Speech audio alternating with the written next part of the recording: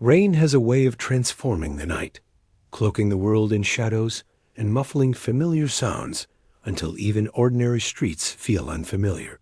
And for some people, a rainy night has become the backdrop to unforgettable horror, such as the experience of Martin, a delivery driver who was working a late shift during a violent storm, his windshield wipers fighting to clear the torrents as he navigated winding rural roads.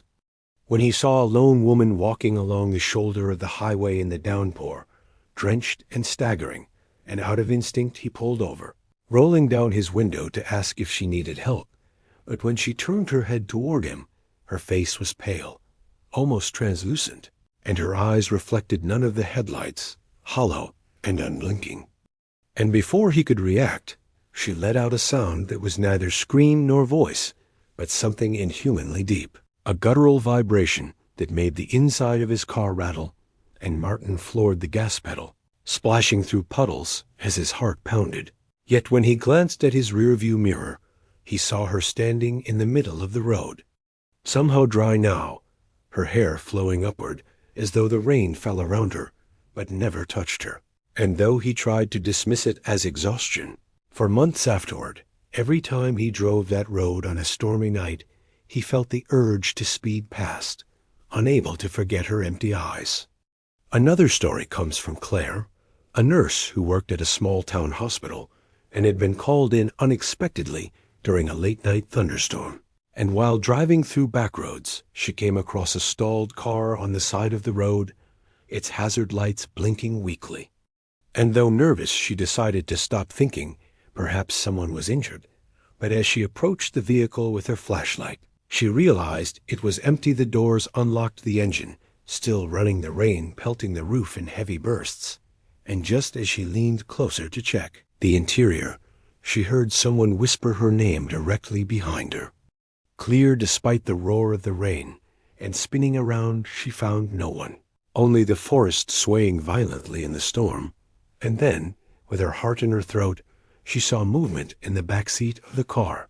A shadow crouched low, its outline vaguely human, but with limbs too long, its head tilted at an unnatural angle. And without another thought, she ran back to her own car, locking the doors as she sped away, her eyes darting to the mirrors, convinced she would see that thing following her. And when she finally arrived at the hospital, drenched and shaking, she told no one, though she later learned from a colleague that stretch of road had been the site of a grisly murder years ago. The victim left in her car during a stormy night, and Claire has never since stopped for a vehicle on the roadside after dark. The third story belongs to a man named Jeremy, who loved driving in the rain because it calmed him, the rhythmic drumming on the roof of his car lulling him into a strange peace.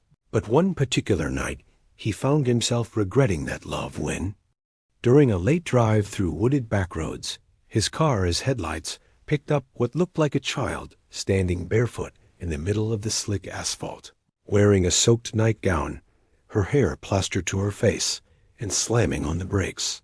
He skidded to a stop just feet away, leaping out into the rain to check if she was all right. But as he approached, she slowly lifted her head and smiled, her teeth jagged and far too many for her small mouth. And before his eyes, she seemed to stretch taller, her frame lengthening unnaturally as her smile widened. And Jeremy stumbled backward toward his car, the rain soaking him as he scrambled inside and locked the doors. And when he turned on his high beams, the child was gone, only the empty road ahead shimmering with water.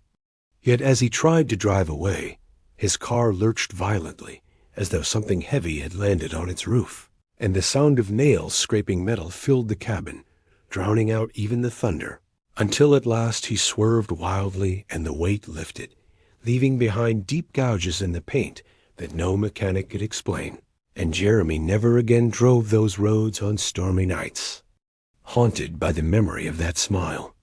These three terrifying encounters, Martin's pale figure untouched by rain, Claire's discovery of a shadow in the back seat of a running car, and Jeremy's nightmarish child with too many teeth, show how rain, with its darkness and distortion, can turn a night into something otherworldly, stripping away the comfort of familiar routines and revealing horrors that seem to step out from another place entirely.